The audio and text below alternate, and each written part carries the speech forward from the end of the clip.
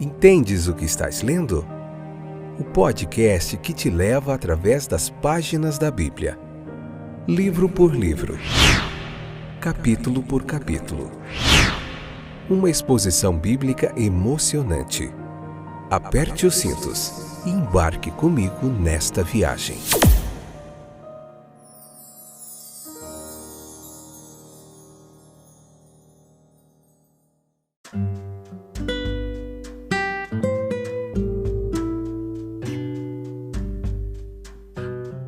Olá, que bom que você está de volta para nós juntos ouvirmos mais uma explanação bíblica.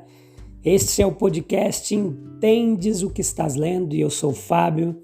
Esse é a parte 3 do capítulo 21 de Gênesis, episódio 33 do nosso podcast. Vamos lá então, sem perca de tempo, que tem bastante coisa para a gente ver hoje. Ele, Ismael, era alguém cuja mão havia de ser contra todos e todos contra ele, como estava escrito em Gênesis 16:12. Deus manifestou cuidado, no entanto, para com Ismael.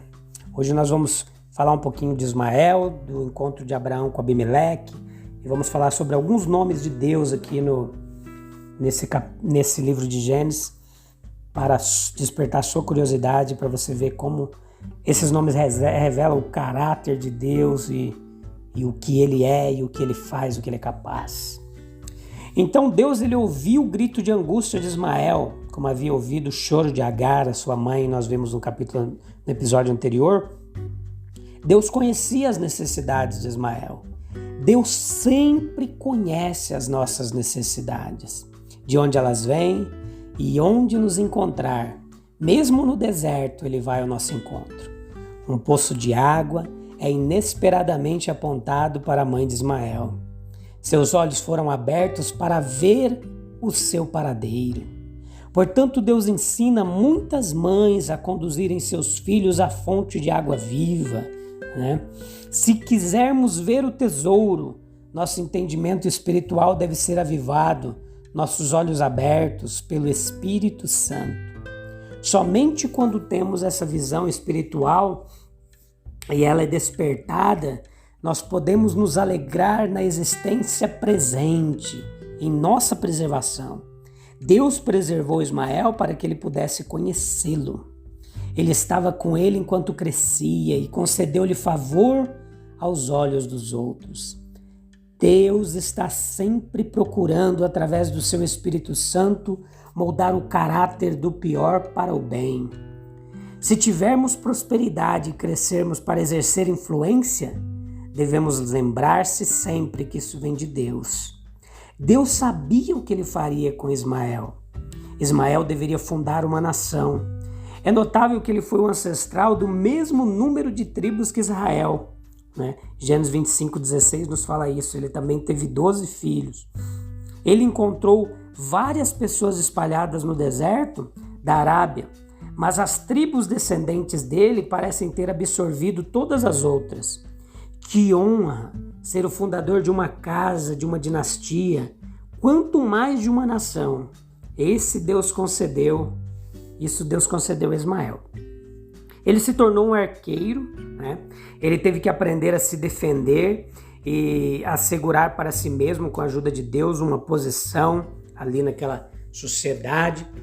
O poder de luta não é o mais alto, mas o homem sempre teve que se proteger antes de poder progredir na civilização.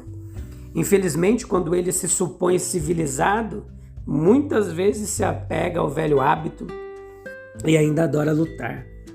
Os arqueiros como Ismael têm sua esfera, assim como os pastores descendentes de Isaac. Se os homens têm habilidades para uma coisa, que não desprezem os poderes dos outros.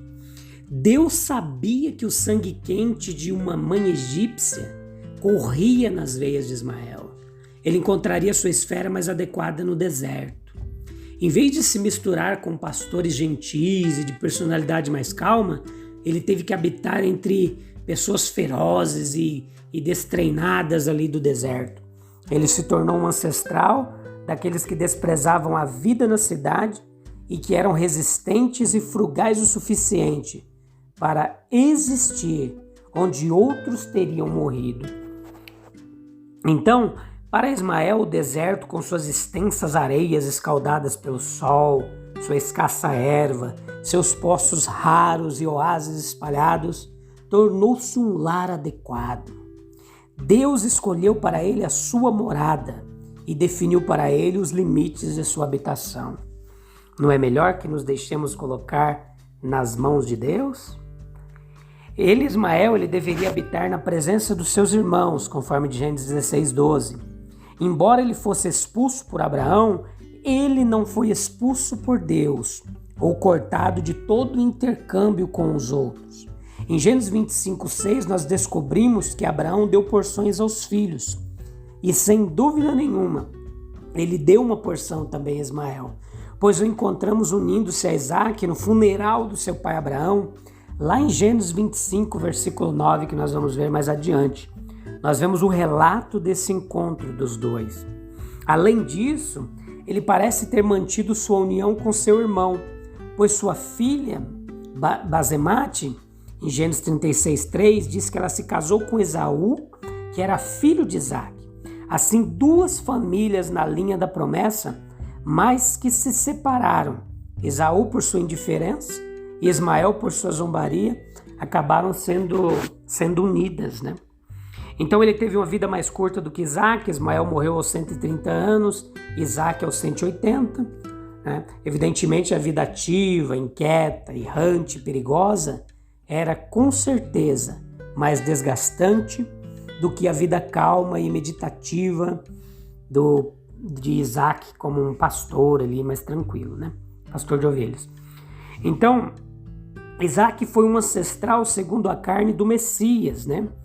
Mas Ismael, ele não teve essa honra. Ainda assim, não devemos pensar que Deus o deixou de lado. Porque lembre-se de que Cristo, ele não veio para chamar justos, mas pecadores ao arrependimento. Então, Deus, ele é misericordioso até mesmo para com Ismael. Se este é o Espírito de nosso Deus e Salvador, não deveria nos ensinar isso, a nos interessar por todos aqueles que se perdem?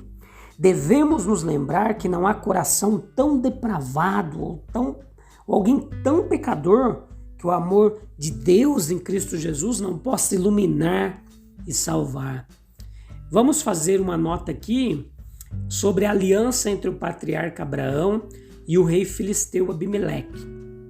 Em Gênesis 21, do 22 ao 34, nós vemos que Abimeleque pode ser ou não aqui o mesmo rei referido no capítulo 20. Não se tratava de um nome pessoal, e sim de um título, como os de Faraó, rei, presidente, né? A oferta de 7 cordeiras que foi feita por Abraão é descritiva de uma das maneiras pelas quais se estabeleciam alianças. O nome Berseba, que significava fonte dos 7, indicou que o poço era reconhecido como pertencente a Abraão, mediante ajuste solenemente celebrado. Ver Gênesis 26:32.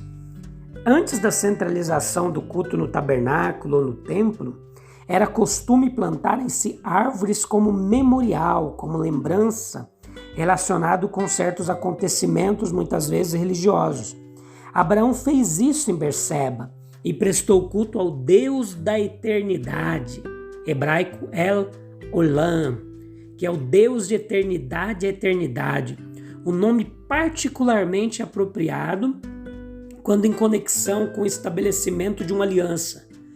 Cada nome especial de Deus em hebraico aqui em Gênesis revela um aspecto da sua autorrevelação.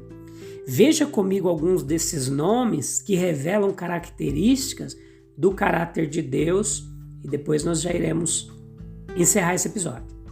Deus Altíssimo, El Elyon, um dos títulos de mais rara ocorrência no Antigo Testamento.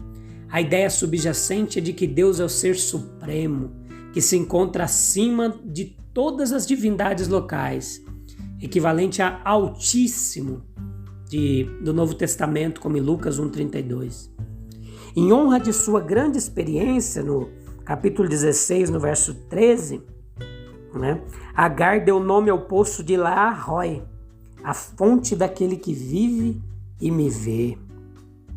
No capítulo 17, versículo 1, vemos revelado o nome divino El Shaddai, com sua mensagem: nada é impossível a Deus, que é todo-poderoso e todo-suficiente. Isso deve ter encorajado Abrão de maneira fora do comum. A palavra El Shaddai evidentemente chama atenção para esses dois atributos de Deus. Mestres judeus da antiguidade declaravam que a palavra tem a sua origem em Shada, que significa aquele que é suficiente. Em 33:20 nós vamos ver o nome do altar que Abraão erigiu, que ele chamou El Elohe Israel, e significa Deus onipotente é o Deus de Israel. Esse nome faz lembrar a nova relação estabelecida com Deus. E para finalizar, o capítulo 35, verso 7, Jacó vai erigir um altar ali em Betel, de acordo com o mandamento do Senhor, e vai chamar El Betel, isto é, Deus de Betel, que seria melhor traduzido como o Deus da casa de Betel, já que Betel significa casa de Deus e El significa Deus, atribuindo-se maior importância ao Deus a quem se prestava culto e não ao lugar onde o culto era prestado. Beleza? Que você possa entender que esses nomes revelam muito da característica de Deus, do que Ele é, do que Ele faz, do que Ele é capaz. E Deus te abençoe, que você tenha um excelente dia. Meu abraço, até breve, a gente estará de volta no próximo episódio para a gente continuar a nossa jornada através das páginas da Bíblia. Nós vamos ver o capítulo 22 e eu te espero lá, beleza? Até mais, com Deus, até breve.